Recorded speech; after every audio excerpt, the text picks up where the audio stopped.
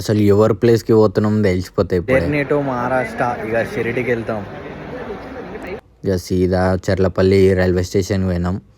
ఇక Secunderabad railway station జర కన్స్ట్రక్షన్లో ఉంది కాబట్టి అస్సలు చర్లపల్లి రైల్వే స్టేషన్ క్రేజీ. అసలు ఇంత మార్చిరంటే సూపర్ ఉండే. అసలు ట్రైన్ కోసం వెయిట్ చేయగానే ఇక ట్రైన్ వచ్చేసింది.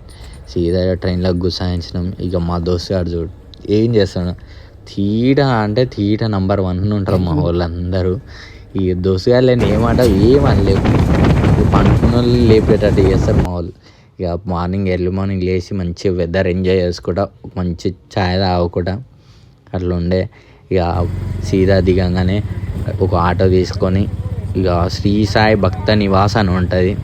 అరౌండ్ మీకు ఇదే శ్రీ సాయి భక్త నివాస్, ఇది అరౌండ్ మీకు ఎంత పడుతుంది అంటే 700 రూమ్.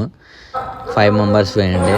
5 మెంబర్స్ ఇట్లా ఆన్లైన్ బుకింగ్ చేసుకున్నాం. మంచి రూమ్స్ కూడా చాలా బాగున్నాయి, నీట్గా ఉన్నాయి. అసలు మంచి నీట్గా ఉన్నాయి రూమ్స్ కూడా. పోయి ఒక ఫ్రెష్ అప్ అయిపోయి ఇక సీదా మళ్ళీ లంచ్కి పోదామని ప్రసాదాలకు వెళ్ళిపోయినాం. ఇక్కడ ఆఫీస్ ఉంటుంది, ఆఫీస్లో కూడా టోకెన్ తీసుకోవాలి, ఫ్రీ టోకెనే. ఇక పోగానే లోపలికి పోతాం. ఇక మంచి ఫుడ్ పెడతారు, మీకు ఎన్ని చపాతీలు కావాలన్నా ఎంత ఫుడ్ కావాలన్నా పెడతారు. మళ్ళీ రూమ్కి వచ్చి ఫ్రెష్ అప్ అయిపోయి ఇక ఆరతి టైం ఉండే, ఆరతి టైంకి వెళ్ళిపోయినాం. ఆరతిలో దర్శనం నెక్స్ట్ డే త్రయంబకేశ్వర్. ఇక సీదా 3 o'clock లేచి స్నానాలు చేసి ఇక డైరెక్ట్ త్రయంబకేశ్వర్. రాత్రి భీమశంకర్కి పోయినాం. మార్నింగ్ ఇక చిన్న ఫ్రెండ్ కలిసింది, హాయ్ చెప్పేసి ఇక సీదా అస్సలు వ్యూ మాత్రం నెక్స్ట్ లెవెల్. త్రయంబకేశ్వర్ అంటే త్రయంబకేశ్వర్ లైట్ డ్రిజిలింగ్ వర్షము, అసలు కంటిన్యూ వర్షమే. అసలు సూపర్ ఉండే.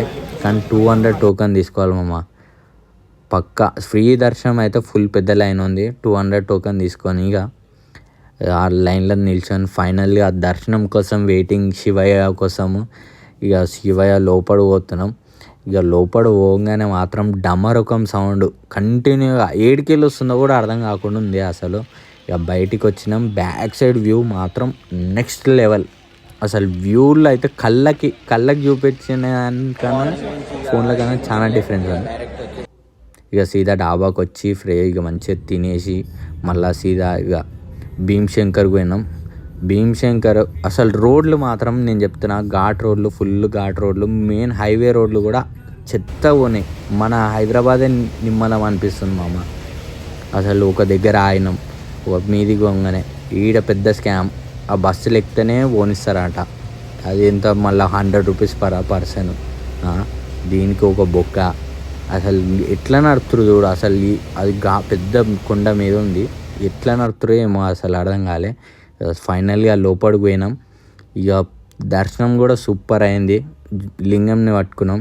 అసలు 9-10 అవుతుంది. ఫాగ్ చూడు ఎట్లుంది, సూపర్ ఉండే ఫాగ్. నెక్స్ట్ డే మార్నింగ్ ఇక శనిసింగపూర్ అండ్ మళ్ళా శనిసింగపూర్లో దర్శనంకి పోయినాం. దర్శనం చేసుకున్నాం. అసలు నేను 7th క్లాస్ ఎప్పుడో పోయినా, అప్పటికి ఇప్పుడు చాలా డెవలప్ అయిపోయింది మామ. అరౌండ్ మస్తు సూపర్ డెవలప్ చేశారు, జబర్దస్త్ డెవలప్ చేశారు. అందరం కోమా అసలు. 3 days నుంచి అరౌండ్ 3 o'clock లేచాడు అవుతుంది. స్నానం చేసి మళ్ళా మా కార్కి అరౌండ్ 10,000 అయింది. ఇక సీదా గిశ్వేశ్వర్కి వచ్చినాం. ఇక గిశ్వేశ్వర్లో దర్శనం చేసుకున్నాం. జ్యోతిర్లింగాన్ని ఈడ కూడా జ్యోతిర్లింగాన్ని ముట్టుకున్నాం, మంచిగా ఉండే. అసలు సూపర్ ఎంజాయ్ చేసినాం. 3 జ్యోతిర్లింగాలు కవర్ చేసాడు అంటే అరౌండ్ 7,000లా మాకు బడ్జెట్ అయింది. ఇక సీదా శంభాజీ మహారాజ్ కోట బయటికి వెళ్ళి చూసినాం. ఇక లోపల పోవాలంటే టైం పడుతుంది, మళ్ళీ మనకి బస్ టైంకి ఉన్నది, ఆ టైంకి పోవాలి, రీచ్ కావాలి. మళ్ళీ అని బయట నుంచి చూసినాం శంభాజీ మహారాజ్ కోట. సూపర్ ఉంది మామ, లుక్ మాత్రం సూపర్, బయట నుంచే మస్తు ఉండే. ఇక మళ్ళీ ఒక దగ్గర ఆగేసి ఇక లంచ్ చేసుకున్నాం. ఇక లంచ్ ఇక నైట్ వెయిట్ చేసినాం. ఒక ఛాయ్ తాగేసి అరౌండ్ మాకు 7,000 అయింది. ట్రైన్కి ఏమో 1,500 పడ్డది, బస్సుకి 1500 పడ్డది, ఇక రూమ్ 700, ఫుడ్కి ఓవరాల్గా 7000 పర్సన్. హైదరాబాద్ అన్నమాట. వచ్చేస్తున్నాం హైదరాబాద్కి. 3 days ట్రావెలింగ్ అయిపోయింది.